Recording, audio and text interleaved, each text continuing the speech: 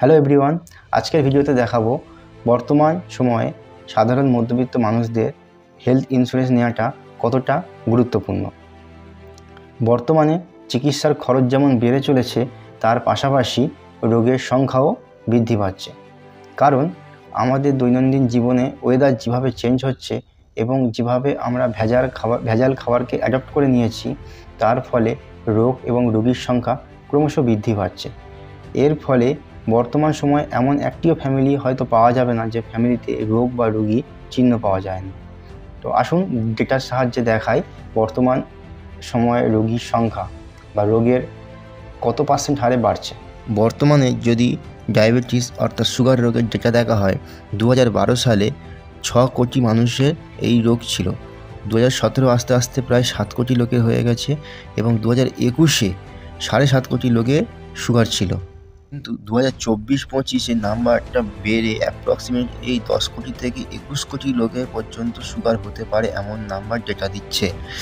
সুতরাং ভারতবর্ষের প্রায় 60% মানুষের মধ্যে 2025 সালে সুগার রোগ আসতে চলেছে এবং তার খরচাও প্রায় দিন প্রতিদিন বেড়ে চলেছে। যদি ক্যান্সারের সংখ্যা দেখি, ক্যান্সারের মতন মারাত্মক রোগও এখন কমন হয়ে উঠেছে।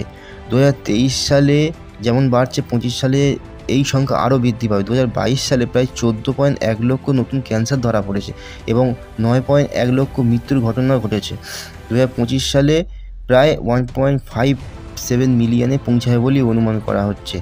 তো যদি বার্ষিক গড় দেখি, 6.8% হারে প্রতি বছর ক্যান্সার বাড়ছে এবং নেক্সট 5 বছরের মধ্যে 45 লাখ থেকে 50 লাখের মধ্যে নতুন ক্যান্সার হওয়ার সম্ভাবনা আছে।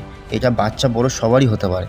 যদি হার্ট অ্যাটাকের কথা বলি, বর্তমানে 2025 সাল পর্যন্ত 20 লাখ প্রায় লোক হার্ট অ্যাটাকের শিকার হয়েছে এবং এটা 2050 সাল পর্যন্ত 35 লাখ লোকের হওয়ার সম্ভাবনা আছে। যদি ভারতবর্ষে মানুষের টোটাল অ্যাভারেজ কস্ট দেখি, বছরে 13,000 টাকা পর্যন্ত একটা মানুষের খরচা হচ্ছে বর্তমান সময়ে এবং এটি ভবিষ্যতে আরও বাড়বে। তাই 500 টাকার বিনিময়ে আপনি 5 লাখ টাকা পর্যন্ত কভারেজ করে রাখতে পারেন।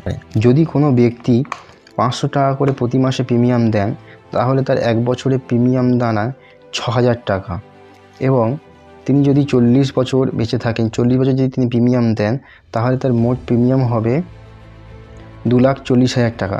এখন অনেকেই বলতে পারে যে প্রিমিয়াম তো আস্তে আস্তে বাড়তেও পারে। হ্যাঁ, বাড়তে পারে। যদি চিকিৎসার খরচ বাড়ে তাহলে প্রিমিয়ামও বাড়তে পারে।